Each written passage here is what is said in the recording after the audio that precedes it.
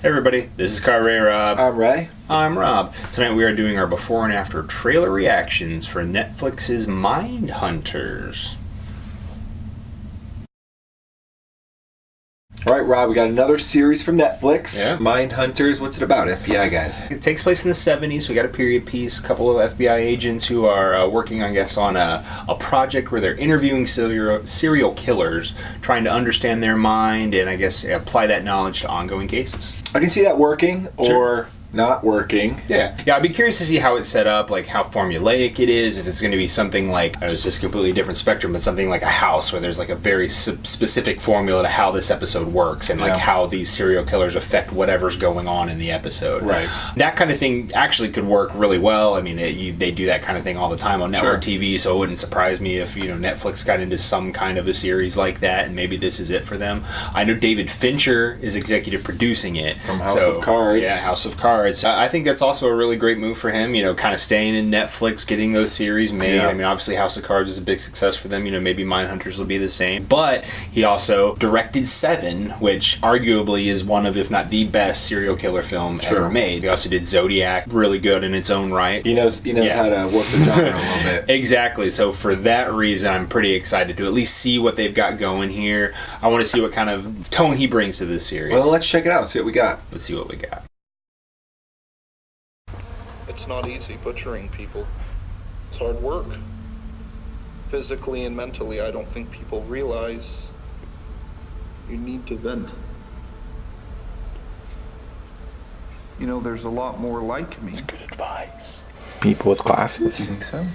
40 years ago, your FBI was founded hunting down John Dillinger. Now, we have extreme violence between strangers.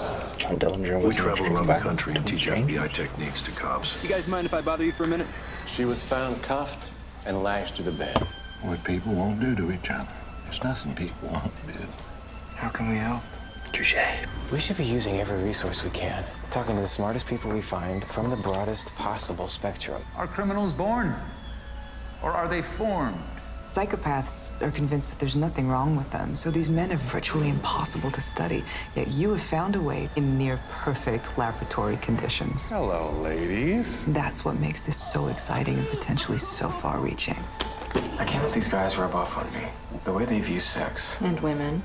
It is not our job to commiserate with these people. It is our job to electrocute them. You can't like everything we do. We're talking to serial killers. Serial killers. New terminology. I'm trying to warn you, your attitude is going to bite you in the ass. So young to be ruining people's lives. What did you do? You're developing a pattern of behavior that will not sustain you here. Agent Ford, if you leave, I can't help you. There's no procedural rule book for how to talk to these people. If any of this is going to work, we need to talk to more. More truffles? That's good. It's too much Go red. get in the dirt with the pigs.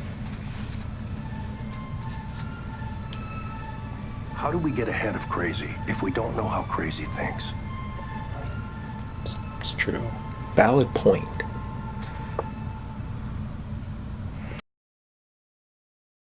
So I have to say, I don't know if that was the best cut trailer. I think I have to agree with you. I was kind of telling you as we were walking over here, I liked the synopsis of this show. I thought it was intriguing.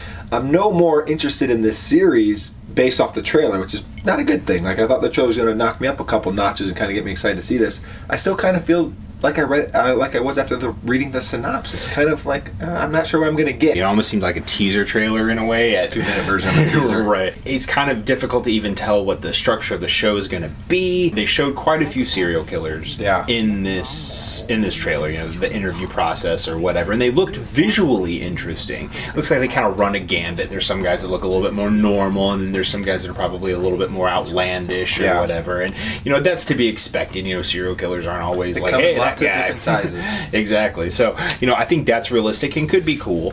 But I got so little from the two leads. Yeah, I mean, hints maybe at what some of their arcs are going to be. You know, how these serial killers are going to affect them in their personal life was, I guess, hinted at. Right. Looks like the young guy is he's going to be the guy that's getting in trouble. It looks like he's going to be getting maybe too attached to the storylines or the ideas that these serial killers are telling him. Yeah. the partner, I mean, nothing. I mean, there's one scene where his wife's hugging him from behind, which I imagine is a very emotional thing, talking to these guys, hearing their stories. I'm sure they're not shy about going into detail or anything like that. So I'm sure that's a pretty heavy situation. You said it kind of makes you think, because we saw so many of these different serial killers, what is the format going to be? Is it going to be one serial killer per episode, and this guy ties into this episode? Like a Silence of the Lambs meets like Law and Order type thing, or is it going to be more like those guys' personal experiences and how they got to where they're at? Right, like each episode is, when they're interviewing that serial killer, like they do flashbacks into their story, and then it will relate to something, maybe the ongoing story, maybe not one specific case, but just the overall political aspect of this project that they're doing. I do think there needs to be an overarching story here. I think so. That's going to, that has some kind of payoff at the end. You don't want it to be too episodic where it's standalone. That I don't know how well that would work. As far as like an overarching story, the only hint I got was it looks like there's going to be getting some pushback from higher ups in the FBI. Like this whole don't try to understand them. We're just we just catch them and kill them. Like that's it. That could be interesting, but I do feel like there maybe has to be something besides just that to really carry an overarching. Well, yeah, it's got to be. I mean, there's got to be a reason. Why, if you're getting pushback from above, why do you keep interviewing these guys? There's got to be a really good reason. Right, exactly. That's pushing this story forward in that way. So, I don't know if we got any hints at that. And stylistically, I'm not getting 7, which it's unfair. I knew I wasn't going to get 7 watching this show. Like, I know that. I don't even know if I necessarily got Zodiac either, which I thought was a little bit more reined in. Definitely that stylistic 70s serial killer movie. This just came off very dry in almost every aspect. Yeah, the color palette was dry, the music was dry, the performances came off bland too, so like it just, I don't know what stylistically we're getting. Like, I guess they're just going to show us a really boring version of the 70s. Sometimes, as we've talked about with other period pieces, like it is very easy to kind of fall into this kind of almost like cheese ball cliche, right, exactly, stylistic kind of nature with something like this. So it looks like they are kind of keeping it really grounded, but again, you need something interesting, and I'm hoping there'll be something there. I'm not necessarily seeing it yet. Like, the leads aren't doing it for me. The serial killers are, while they could be interesting, they're not necessarily doing anything for me, and the story's not there. So I'm kind of hoping Netflix is going to drop a second trailer for this. Yeah, because I just don't know how well executed this one necessarily was. And just give me one more just to clear things up a little bit. Yeah. Absolutely. All right, Rob. Time to rate Netflix's Mindhunters. Binge it, stream it, forget it. Where you at? I'm going to go ahead and say stream it for right now. I'm definitely not a binge it, but I'm not really a forget it right now. I will say there are a lot of these types of shows, these serial killer mind shows, crime, drama, that type of thing. I think this show really has to put something together to be memorable and special. I trust Fincher wouldn't put his name on something subpar. Right. So I'm really hoping one more trailer will really get me hooked, but for right now, I think I'm going to stream it. I think I might stream it for a lot of the same reasons you're saying.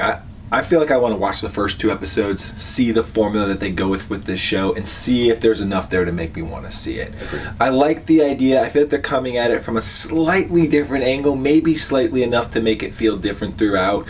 There's lots of room when you're talking about studying killers' minds and how that impacts, the surrounding characters. There's lots of room. There's lots of interesting ideas there to play with. So I'm going to give the show a chance too, but it's going to have to earn it. I'm going to say stream it. Everybody, that's it from us, but we want to know what you think about the Mindhunters trailer. Are you excited for another serial killer show? Are you more excited that it's a serial killer show executive produced by David Fincher? Let us know in the comments below. Then hit the like and subscribe button so you can catch all of our upcoming videos. Until then, this is Kyle Ray Rob. I'm Ray. I'm Rob. The game's up, Miss Scarlet. There's no bullets left in that gun. Oh, come on. You don't think I'm going to fall for that old trick? It's not a trick. It was 1 for Mr. Body in the study, 2 for the chandelier, 2 for the lounge door, and 1 for the singing telegram. That's not 6. 1 plus 2 plus 2 plus 1. There was only 1 shot that got the chandelier. That's 1 plus 2 plus 1 plus 1. Even if you were right, it would still be 1 plus 1 plus 2 plus 1, not 1 plus 2 plus 1 plus 1. Okay, fine. 1 plus 2 plus 1. Oh, shut up. The point is, there's 1 bullet left in this gun, and guess who's going to get it?